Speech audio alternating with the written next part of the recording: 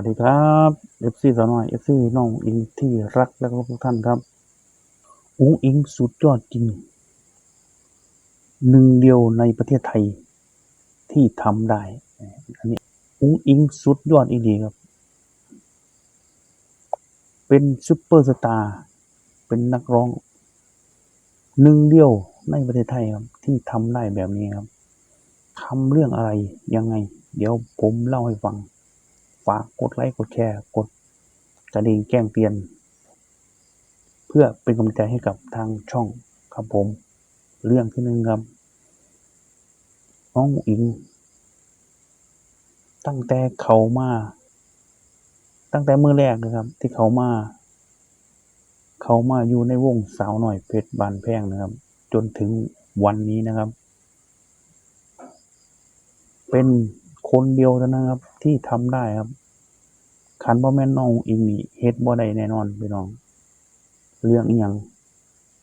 นั่นก็คือครับมีมาลัยทุกวันครับน้องอุ๋งอิงมีมาลัยทุกวันตั้งแต่วันแรกครับตั้งแต่วันแรกจนถึงวันนี้ครับมีมาลัยทุกวันซึ่งในอดีตนะในอดีตจนถึงปัจจุบันเนี่ยผมกล้าพูดได้เลยว่ายังไม่มียังไม่มีใครเฮ็ดได้อ่ายังไม่มีใครเหมือนน้องอุ๋งอิงครับนะตั้งแต่อดีตจนถึงปัจจุบันนี้ผมกล้าผมกล้ายืนยันเลยว่ายังไม่มีใครทำได้ครับคือมีมาลัยทุกวันแล้วก็ติปติปหน้าเวทีมีทุกวันครับได้เสมอนี่มีหลักฐานยืนยันพร้อมพี่น้องไม่ใช่ว่าพูดขึ้นมาลอยๆครับอันนี้คือเรื่องจริงนะซึ่งยังซึ่งเท่าที่ผมเบิ่งหมอลำมาหรือว่านักร้องหรือว่าซุปเปอร์สตาร์นะในเมืองไทยเนี่ยครับยังไม่มีใครทำได้เหมือนน้องอุ๋งอิงนะขนาดว่าไม่ได้ขึ้นโชว์ไม่ได้ล่ำเนาะวันหยุดเนี่ยครับก็ยังมีมาลัยนะครับนะมันเป็นความแบบเป็นจะว่าเป็นความมหัศจรรย์ก็ได้พี่น้องเพราะว่าตั้งแต่เกิดมาไม่เคยเห็นนะไม่เคยเห็นเลยนะที่จะที่นางเอกหมอลำหรือพระเอกหมอลำหรือซุปเปอร์สตาร์ระดับแบบประเทศอะระดับโลกนะจะมีมาลัยทุกวันไหมอ่ายังไม่มีนะมีน้องอิงคนเดียวที่มีมาลัยทุกวันอ่ามันเป็นสิ่งที่แบบเหลือเชื่อเลยนะครับเหลือเชื่อเลยล่ะมันเป็นสิ่งที่เหลือเชื่อเลยพี่น้องจะว่าเป็นความมหัศจรรย์ก็ได้เนาะมันเป็นแบบเป็นความฮักความแพงหรือเป็นความสามารถของน้องเองอ่าความพิเศษในตัวน้องนั่นนะครับอ่าที่ให้ที่เฮ็ดให้ FC แฟนคลับพอฮักไม่ฮักแหมเพิ่นมอบมาลัยให้เรื่องที่สองกระแสน้องตั้งแต่วันแรกจนถึงเดี๋ยวนี้ครับก็ยังบ่มีลดเลยพี่น้องบางคนว่ากระแสช่วงหลังมากระแสเริ่มลดลงบ่แม่นครับก็ยังคือเก่าพี่น้องยังยังคงที่นะแล้วก็เพิ่มขึ้นเรื่อยๆบ่มีลดครับกระแสน้องอุ๋งอิงนี่ไม่มีลดจริงๆครับพี่น้องสิเบิ่งได้เลยว่า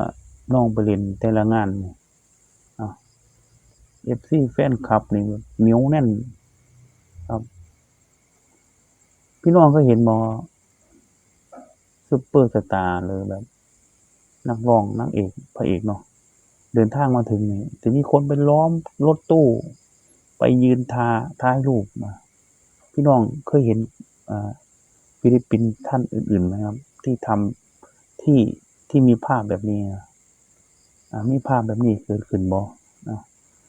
รถตู้แล่นเข้ามาแล้วมี FC แฟนคลับไปถ่ายรูปขอลายเซ็นครับตลอดเลยพี่น้องบ่แม่นว่าแป๊บเดียวนะครับ ตั้งแต่วันแรกจนถึงวันนี้ครับน้องอิงนี่บ่ว่าไม่ว่าบ่ว่าสิไปเล่นหม้องใด FC แฟนคลับนี่ยังให้การต้อนรับอย่างอบอุ่นหนาฝาคั่งนะ FC พ่อ FC แม่แล้วก็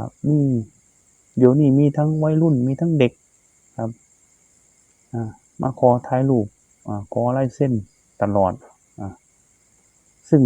มีน้องอิงนี่คือหนึ่งเดียวเท่านั้นครับที่เฮ็ดได้เพราะว่าบางคนนี่ที่ผ่านมาคือเขาก็จะดังอยู่ประมาณช่วงเข้ามาแรกๆพี่น้องเนาะเข้ามาแรกๆนี่อาจจะดังเปรี้ยงป้างอาจจะมี FC แฟนคลับเข้ามารุมล้อมอยู่แต่หลังจากนั้นผ่านไปสักเดือนนึงจังซี่กระแสก็ลดลงแล้วก็บ่มีคนสนใจแหมแต่น้องอิงบ่แม่นน้องอิงตั้งแต่วันแรกจนฮอดมื้อนี้ก็นับเวลาก็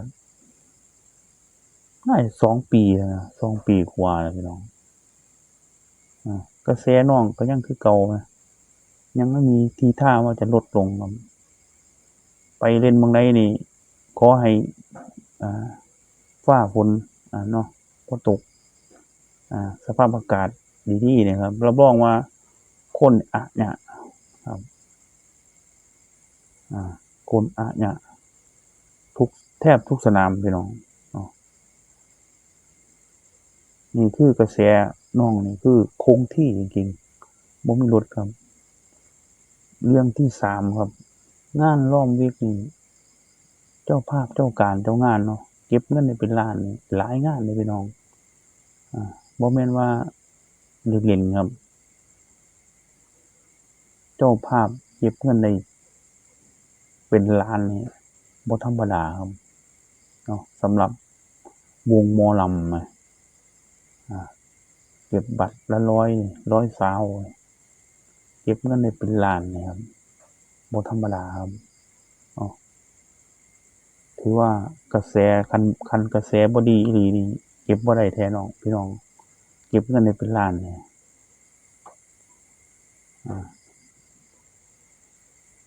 คือถ้าไม่ใช่น้องอิงเนี่ยทำไม่ได้ครับ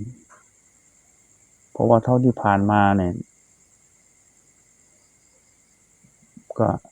พี่น้องก็เห็นอยู่เท่าที่ผ่านมาเนาะหลายๆวงดนตรีหลายๆวงที่ไปแสดงบ่ได้เป็นหมอลำหรือเป็นลูกทุ่งหยังแล้วแต่ล่ะหรือบ่ว่าสิเป็นในกรุงเทพหรือบ้านนอกเราที่เก็บเงินได้เป็นล้านนี่น้อยครับที่เฮ็ดได้น่ะน้อยแรงครับแต่น้องอิงนี่เก็บน้องอิงนี่ถือว่าเยอะจริงๆครับที่ว่าที่เก็บเงินได้ทะลุล้านนี่ถือว่าเยอะมากครับถือว่าสุดยอดอีหลีพูดถึงความสุดยอด FC แฟนคลับเพิ่นให้การสนับสนุนบ่แม่นเฉพาะ FC ในประเทศไทยอย่างเดียวต่างประเทศก็มีครับ FC น้องอิงครับพอฮักไม่ฮักอยู่ต่างประเทศก็หลายครับเรื่องต่อมาพี่น้องอีกเรื่องนึงครับเรื่องโชคลาภพี่น้องซึ่งที่ผ่านมาเนี่ยยังไม่มีใครครับที่ทำได้เหมือนน้องอุ๋งอิงนะครับเรื่องนี้ครับซึ่งตั้งแต่น้องเริ่มเข้ามาอยู่ในวงสาวน้อยนะครับน้องก็ให้โชคคืออันดับแรกเลยก็คือน้องไปแก้บนที่ศาลแม่ฮันนี่ครับแล้วไปจับปิงปองเนาะจับลูกปิงปองไปจับปิงปองนี่ได้จับ2เที่ยถูกทั้ง2เที่ยพี่น้องหวยออกทั้ง2ครั้งครับ FC แฟนคลับนั้น ถือฮอดรางวัลที่1ถือ2โต3โตน้ำอีหลาน้อยเริ่มตั้งแต่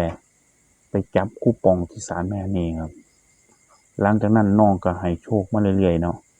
บ่ว่าจะเป็นทะเบียนรถตู้ของน้องเองก็ออกดูครับอ้าวรวมทั้งเลขบ่ว่าจะเป็นเลขเกี่ยวกับยอดผ้าป่ายอดกฐินหรือน้ำหนักของน้องอุ๋งอิงเองหรือแม้กระทั่งทะเบียนรถที่น้องอุ๋งอิงไปขึ้นนั่งไปเจิมให้นะก็ออกพี่น้องบ่ออกไทยก็ออกต่างประเทศ อันนี้เป็นเรื่องจริงนะพี่น้องบ่แม่นเว้าเล่นๆนะครับ ซึ่งที่ผ่านมาเนี่ยเป็นแบบนี้อีหลีครับ ซึ่งที่ผ่านมาคือยังบ่มีผู้ใดเฮ็ดได้คือน้องอุ๋งอิงครับเรื่องโชคลาภนะครับ ซึ่ง FC แฟนคลับหลายๆท่านนะครับ จนได้เรียกน้องอีกตั้งฉายาให้น้องอิงอีกอย่างหนึ่งคือเทพีแห่งโชคลาภน้องอุ๋งอิงนะครับ ถือว่าบ่ธรรมดาเลยครับ พูดถึงน้องอุ๋งอิงนะ ผมเว้าเบิดมื้อก็ได้พี่น้องแต่ว่ามื้อนี้ขอพักไว้ส่ำนี้ก่อน เดี๋ยวพ้อกันใหม่คลิปหน้าครับผม ก็ขอให้ทุกคนอยู่ดีมีแรงร่ำๆรวยๆพบกันใหม่คลิปหน้า สวัสดีครับ